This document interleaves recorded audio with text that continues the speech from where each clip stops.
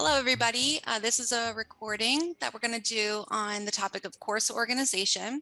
So the topic of course organization is a very important topic to cover whenever you're teaching hybrid, online, or web-enhanced courses, because it really sets the tone for how successful your students can be when learning online.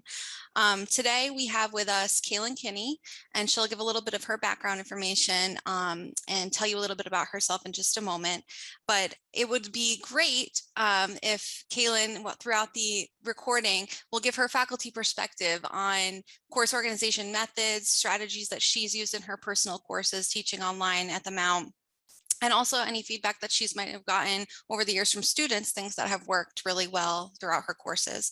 So my name is Kayla Gori. I'm the instructional designer in the Office of Digital Learning and Instructional Design Services. And I've been here for about 10 years now. So time really flies. I feel like it just started yesterday. My background is in sociology and education. So I have some teaching background and knowledge in the content area of sociology. And so I'll allow Kaylyn to introduce herself.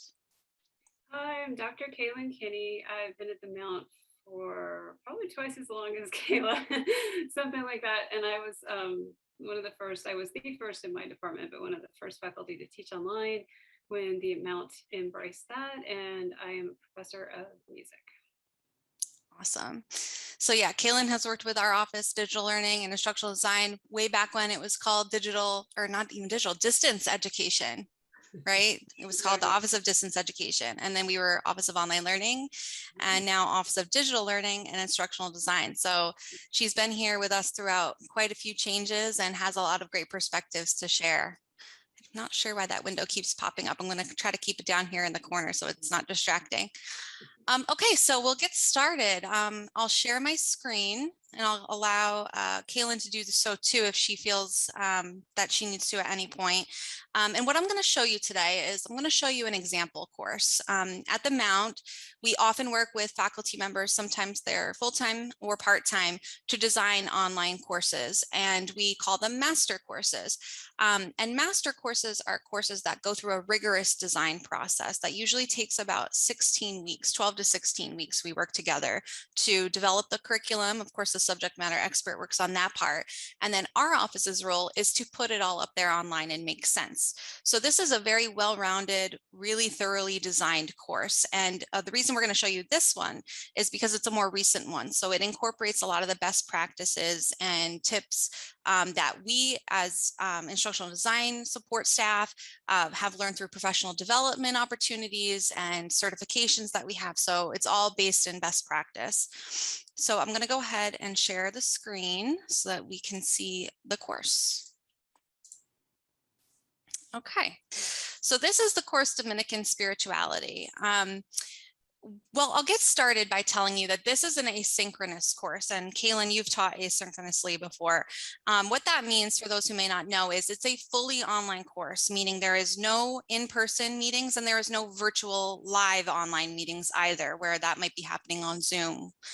So this course is a strictly 100% online course, and you'll notice there's a lot of things that are incorporated into the design of this course that kind of make it stand out in that way. There's a lot of information for students to absorb. And in those types of courses in particular, it's very important to have a pretty rigid structure, a pretty rigid organization to all of the content so that it's very easy for students to navigate and be able to quickly find what they're looking for. So the first thing you'll notice is this tabbed design at the top. Most e-class courses by default are in a different format. They're in this topical format where one kind of happens after the other, sort of chronologically. That's great. And we have seen plenty of courses that use that and are really well organized and designed, but there are some benefits to using the tabbed feature. And I think Kaylyn, you use tabs, right, in a lot of your courses, some of them. Yes, and I just wanted to say, I was typing a note here, I could say it later, but especially if you have an asynchronous design and you're not going to be meeting with your faculty member to be able to ask questions, it's really important for students to have a standard or format that where within the tabs things match, because they don't have the opportunity to ask you in person, oh, hey, I couldn't find this or something, like as you would in a hybrid course. Right, exactly. It's almost as if you need to create it very intentionally and think of it from their perspective. Think of how you would feel as a student coming in for the very first time, and trying to find something and get started somewhere, right? So it's almost like you have to be super obvious, and sometimes that happens very naturally in the classroom, right? You're very intentional. You can tell them everything that they need to know. And when you're online, especially in hybrid environments, maybe you don't need to say so much, right? Because you're covering that in class or in Right. some meeting together online. But in asynchronous courses, you don't have that opportunity. So it's very important to have all of that sort of naturally designed here, where students can absorb that information and understand from the get-go how to find things, how to ask questions, right? Communication is a huge part of it. And make sure that it seems really organic, right? I guess that would be a good word, really seamless and really understandable from their point of view, where to start first and what to go do after that. Great point. So the welcome tab probably is a very important place to start. I'm sorry that that keeps popping up. I don't know why, because I don't even have my email open. It keeps asking me for my password. So the welcome tab, you can basically use this as your jumping off point, right, Kaylin? You could say, here's what you need to do to get started. And of course, most of the time you want to start with those core course documents, the syllabus, the calendar. Sometimes instructors will have a welcome note in which they introduce themselves, or they introduce the class, the content of what they'll be learning. A lot of times in asynchronous classes, most instructors will record that, because they're trying to give that personal flair to the course, and have students realize that they're a real person behind the screen, and they're not just some robot that's talking to them through discussion forums, that, you know, I'm accessible, I'm a person that's here and ready to support you throughout this journey. And that can really be helpful as well. I'm sure Kaylyn's probably had that experience. Yes. So Do you think go of ahead. it sort of as what you would do on the first day of class if you were live? You know, you'd pass out the syllabus and you'd maybe show a fun video or tell a story about the subject that they're going to get them excited about the course. That's the kind of things that you need to have in your welcome tab. Yeah, exactly. Anything that you would cover in that first class. Mhm. And so in asynchronous courses in particular, sometimes in in-person courses, right, you have those moments where you're able to introduce yourself. And also students, maybe if it's a small class, can introduce to each other. You know, they can say a little bit about themselves and get to know each other. And so a way to do that online is to sort of do that icebreaker activity, right, Kaylin, where you can have a discussion forum where that happens, so that that isn't lost, because it really is helpful in these fully online courses in particular to have that opportunity to break the ice and have the students get to know you and get to know each other, because they will be working together, especially if the course incorporates a lot of discussion. And that's kind of the bread and butter of a lot of asynchronous courses anyway, is creating those opportunities for interaction to happen online that would typically be happening in the classroom. Right. It's easy for me to have an icebreaker because I can easily say, what music are you listening to now, or who are your artists that you're enjoying, and we can have an exchange that way. But it doesn't have to be related to the topic. I think the idea is to just sort of get everyone comfortable with the group and having discussions online. Yeah, exactly. That's great. So a great place for that to happen in a course that happens completely online is the welcome tab. Because it doesn't really have to do with the curriculum of the first week or what they're expected to learn. It's more introductory. So that would be a great place to have it, would be in this welcome tab. And in fact, this course does incorporate that.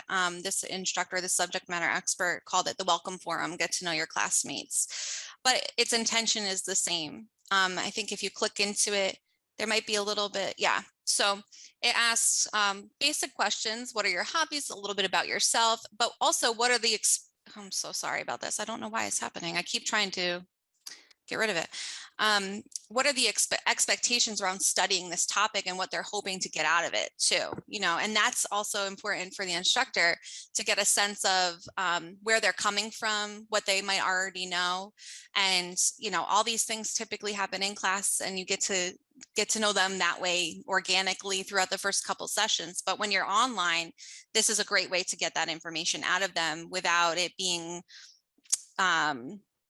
too formal, right? Like they can just kind of give themselves that opportunity to say, yeah, I have a little bit of a background in this, or I don't, and here's why I'm here. I really would like to learn more about this.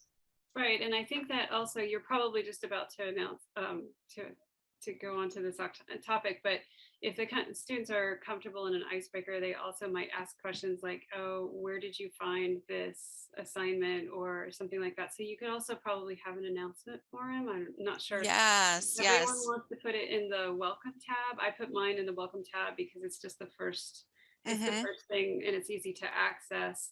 But that's also a great way for students to ask a question, say, anything, maybe where do I find the textbook or something, and other Right. students can reply, but then professors can also reply too, and that's Yeah. also a nice way to sort of build community right off the bat in your online course. Yeah, great point. I think this course calls it a course Q&A forum, if I can find where I think it's in the course documents and resources in this particular course. Right. Yeah, so she has course announcements, which is the default announcements forum that is sort of more for, well, in my experience, and most instructors use it more to send weekly announcements, kind of chunk information together, give them instructions for the week, or give them a basis or a prompt to get started with something that week. Or sometimes in hybrid or in face-to-face courses even that are incorporating e-class to some degree, they can use the announcements form to remind them of things to do in class or something to come prepared with. Read this part of the text before you come to class and be prepared to discuss. Or if there's a cancellation, then they can send that announcement through there. And the course Q&A forum can serve the purpose of exactly what you just said, Kaylyn, sort of more of that place to ask general questions for students to also get that information that aren't asking that question, because that's one of the things about online courses that can happen sometimes is there's some isolation that could happen, right? And students may not feel comfortable or do not know how to reach out right away and ask important questions.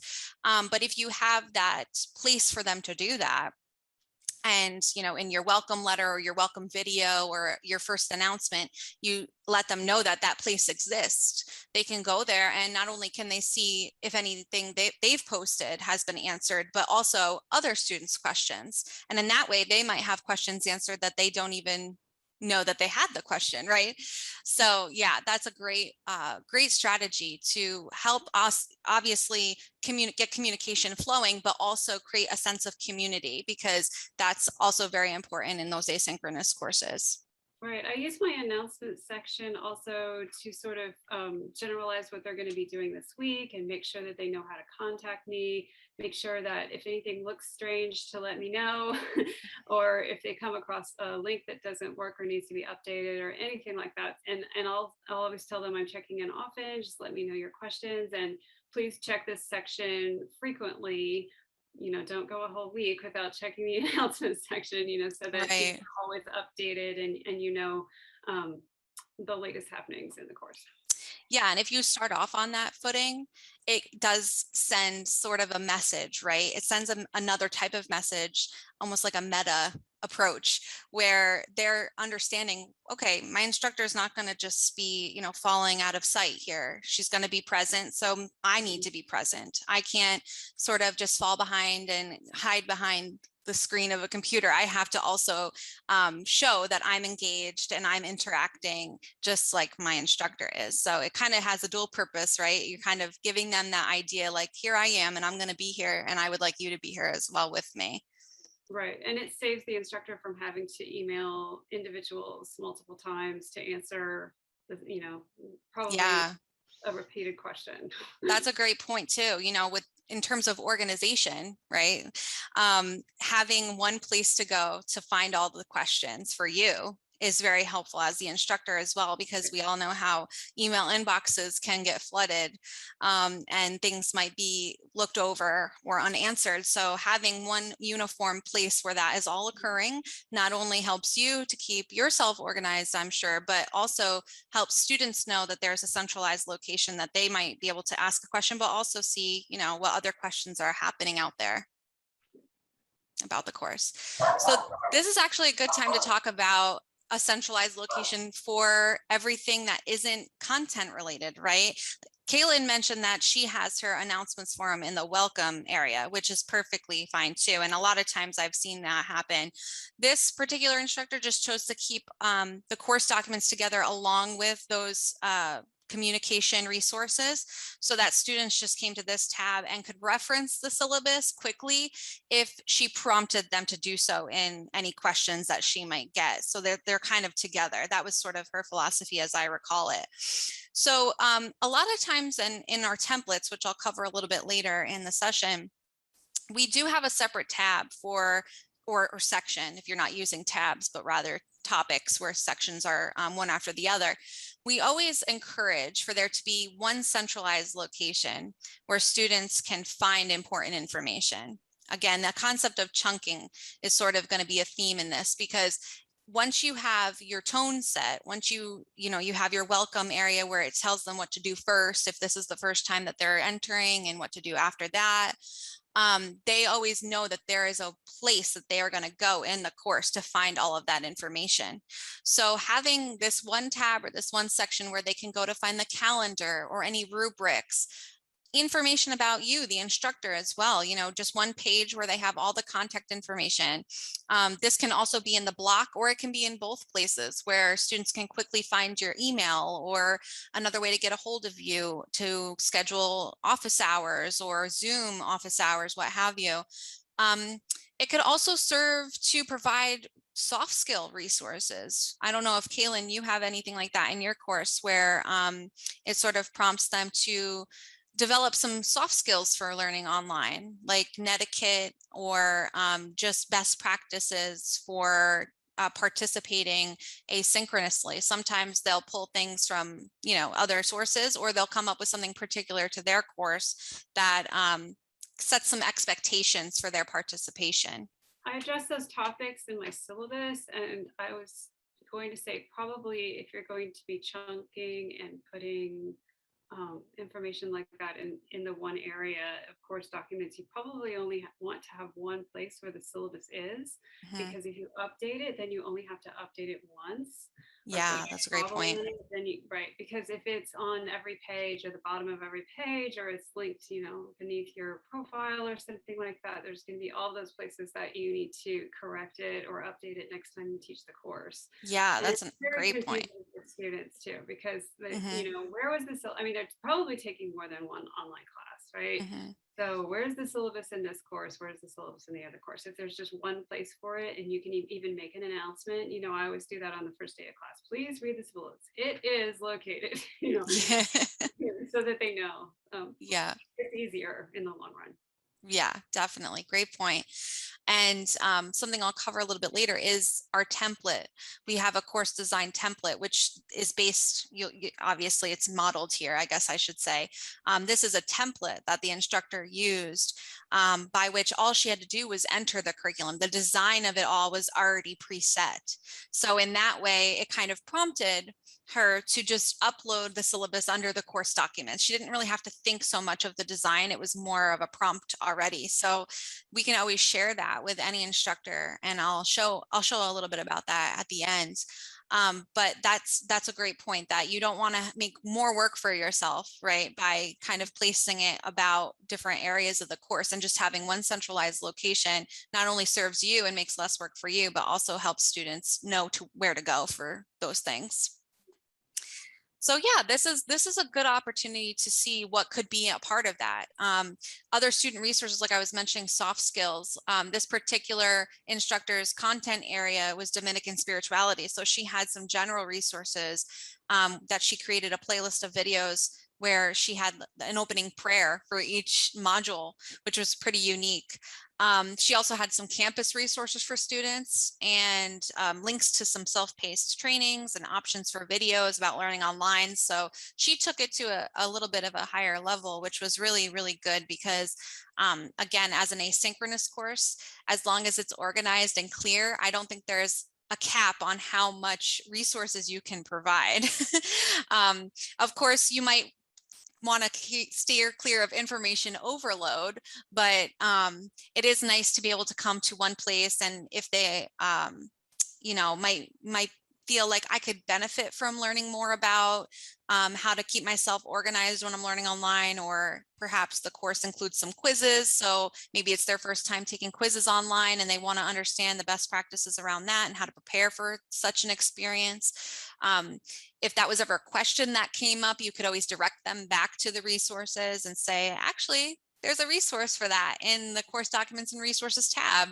So that's great. And this particular instructor too, because this is a master course and the intention of it is that it will be shared for other adopting instructors to use, she actually went as far as putting in some notes for that future instructor so that they could understand her philosophy around the way that she designed the course and choices that she made about textbooks or resources and things of that nature. So that's here only because this course was designed to be shared. Of course, there are plenty of times where that's not the case, so you wouldn't include something like this. But obviously, she kept it hidden so that it's private and students wouldn't see it. It just lives here in the event that an adopting instructor ever took it over.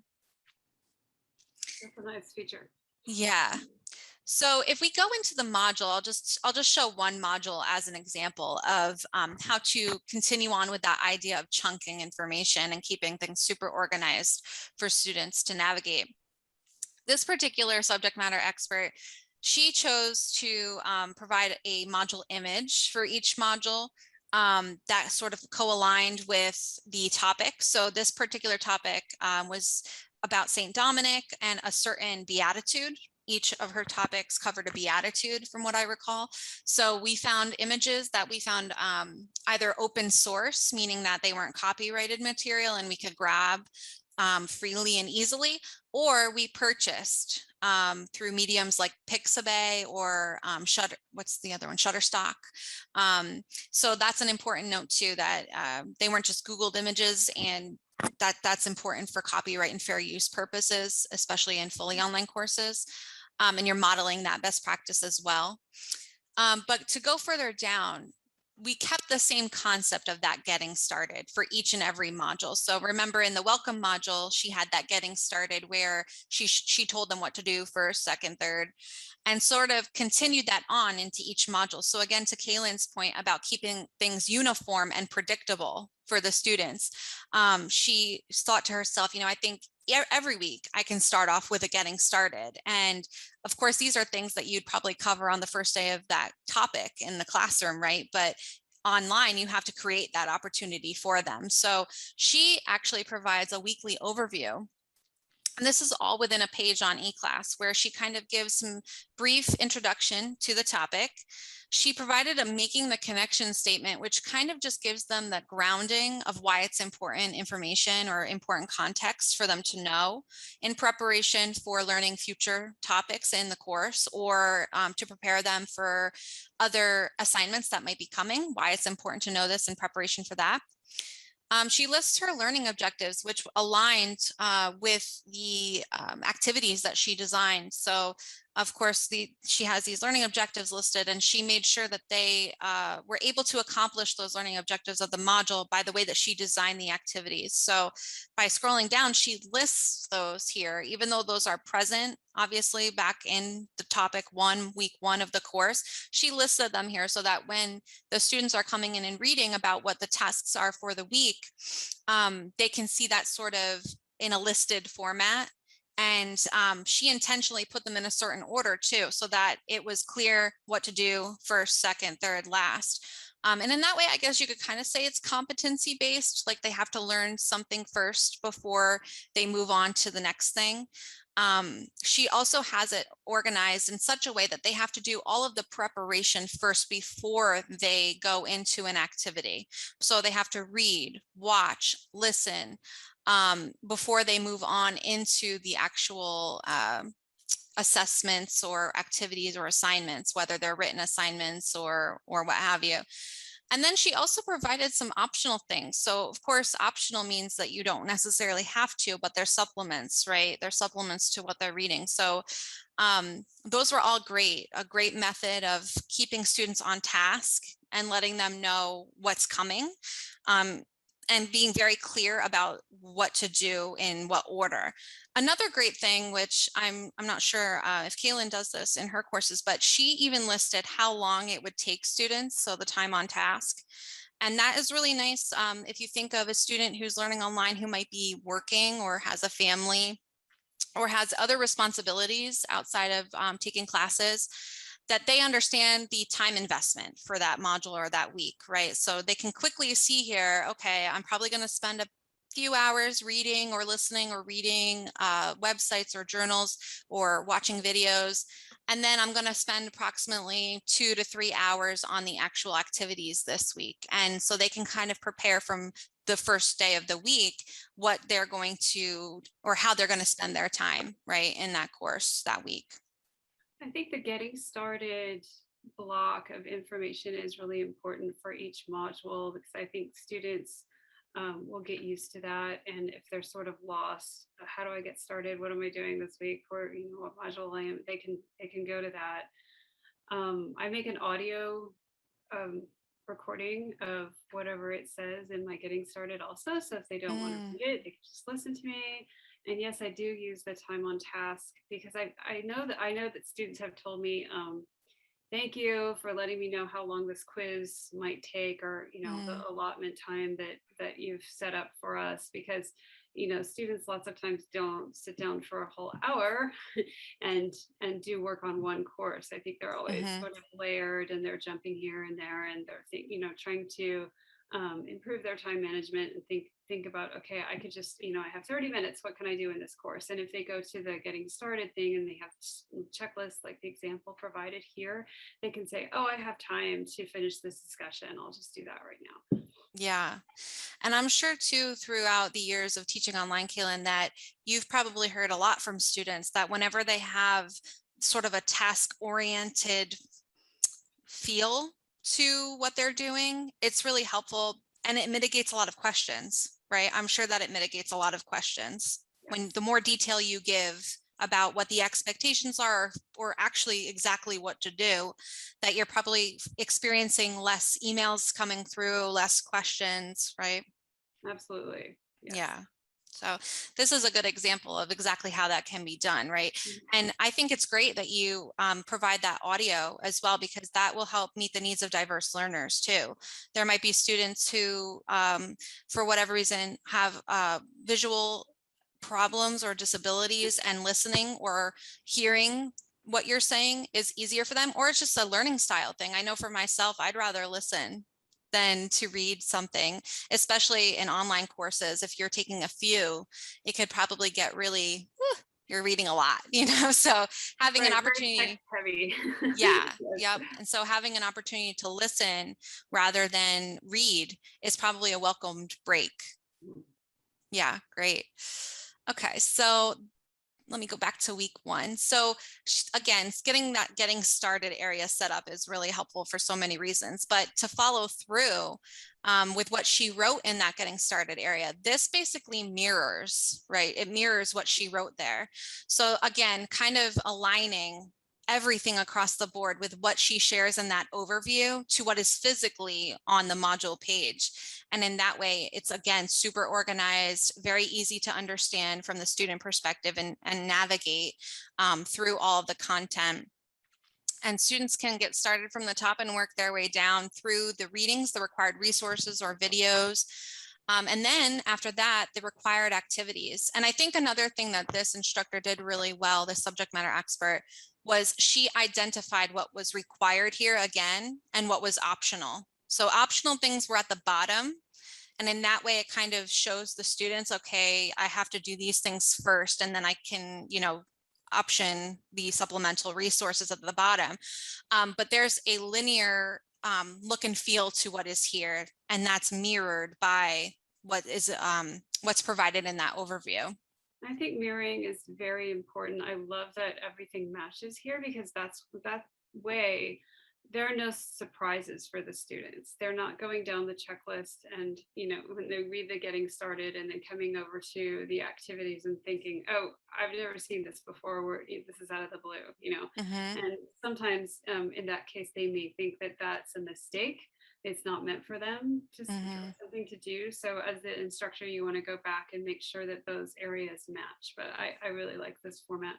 Yeah, thanks. Yeah, she worked really hard on that. That was something that she was very cognizant of because she had actually never taught online before. So she was a brand new person to this idea of creating online content and making it make sense. And so she really dove in when she started to learn the best practices and understand why easing the organization or the format or the navigation of the material really had a trickle down effect, right, on how successful the students were. I think that concept really resonated with her from the beginning, and she just ran with it, and it ended up being a beautiful course. And I know that it has been shared. This was probably created, it was before the pandemic, I would say 2019, and it's been shared with 2 or 3 other instructors, I believe, to teach.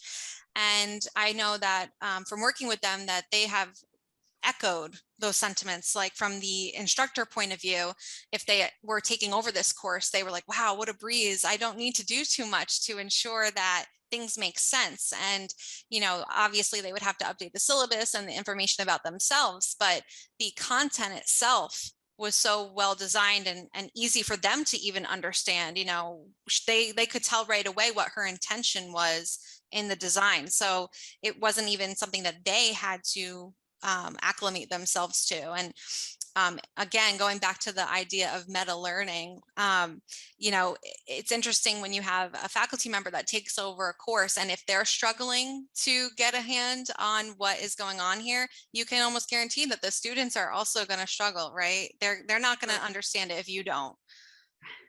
Yeah. Sure. So I guess that's a good overview of some of the best practices.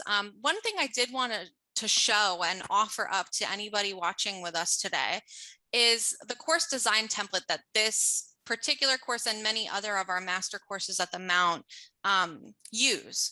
So this is a template that the Office of Digital Learning and Instructional Design manages. And it is based upon, of course, the best practices in online teaching and learning and pedagogy. We are a member of an organization called Quality Matters, and a few of our office staff are certified, and there are actually several faculty members throughout the divisions and schools at the college who have become certified too over the last couple years. That this whole template here is based upon the best practices as outlined by that organization. And we also have our own tool that several of you may know about called the Online Course Review Tool, which is sort of a self-reflective exercise in making sure that what you've developed to teach online is meeting those benchmarks, so to speak. And it really has been a helpful tool. Excuse me. I know I've heard from many faculty members who have told me it's a very helpful tool in making sure that what you are doing in your course does align with the benchmarks or the best practices of online teaching and learning. And so if you use this template as a place to get started, the benefits are that you're meeting a lot of those benchmarks already that are outlined in that online course review tool. And also, you don't have to worry about the aesthetics, right? And that sometimes can be really overwhelming for people who are new to teaching online, or people who may be feeling a little uncomfortable with the learning management system, or it's all new to you. Having a template is basically just a way of absolving yourself from those anxieties and allowing yourself to focus on your content and developing your curriculum for the online format, rather than worrying about, are my texts a proper color for ADA compliance? That is already here. Do I have my getting started area formatted correctly? What do I need to do? It's kind of inherent here. So this is a template, right? And this can be uploaded to any e-class course. And then you can run with it from there. You can fill in your information. You can begin to upload your content, develop your content, design your content here. These areas are totally customizable too. You don't have to keep these particular headings. You can retitle things. If you're following a modular design and you don't want to title these weeks. You can change the titles of these tabs.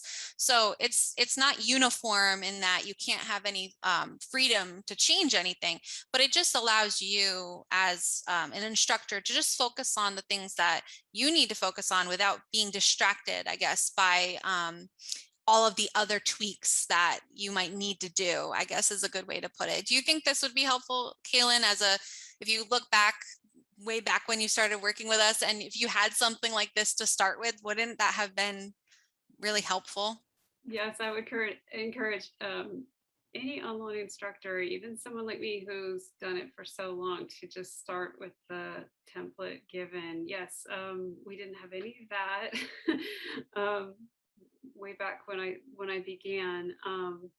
And this is also something that will be helpful if your course is reviewed and you need to make sure for quality matters that you've included this, that, and the other, because this template is already taking care of all of that, and it'll save you work for the future. But I think this is, as if you can just remember, like Kayla said, this is a starting point, and you can run with it. Then you can be more creative, and you can make as many additions as you need. But this is very, very helpful place to start. Yeah, I've heard from so many faculty too that come from other institutions or work at several institutions, and they are always grateful to have this. I don't know that many other places actually have something like this. I kind of get the feeling that many places don't. And so if you are coming from another place and you have a preset template that you can use, by all means, if you're used to that and it works for you, absolutely keep doing what you're doing, because sometimes introducing new things becomes too much work, right? Right. It can sometimes be a hinder, but certainly for instructors who may have nothing to get started with and don't have a flow for that process yet, this kind of just takes care of a lot of those things. And as Kaylyn mentioned, if you are teaching a fully online course and or you're going through the certification process to teach at the Mount online, starting with this template already achieves a lot of those benchmarks that we would be looking for, or even a colleague, because like I said, a lot of our faculty members have become certified quality matters peer reviewers, so that a colleague and a content expert can look at it too from their perspective.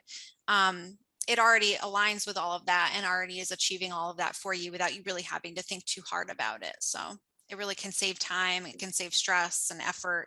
And I know there are a lot of instances where assignments get changed pretty soon before the semester begins, and you don't have a lot of time to get your things together, right? And so this could be useful in that context as well. Mhm.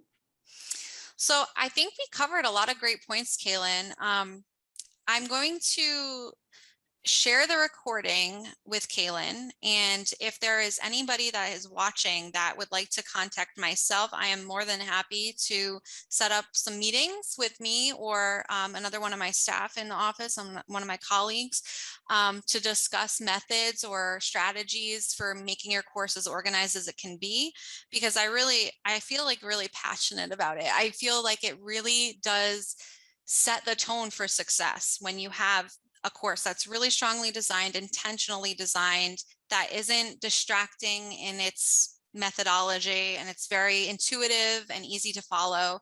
And I really think that that aligns with the success of your students. So I would be more than happy to offer myself up and, you know, be a resource for anybody watching who would like to learn more about this or just pick our brains on what they can do to make themselves or their course a little bit more strong. Well, thank you, Kaylyn, for joining me today and providing your perspective. I think it's super useful to hear from you, especially as somebody who's worked with us for so long at the Mount and has taught so many online courses here now. And I really thank you for joining me and sharing your perspectives. You're very welcome. Thanks for having me. Okay, take care.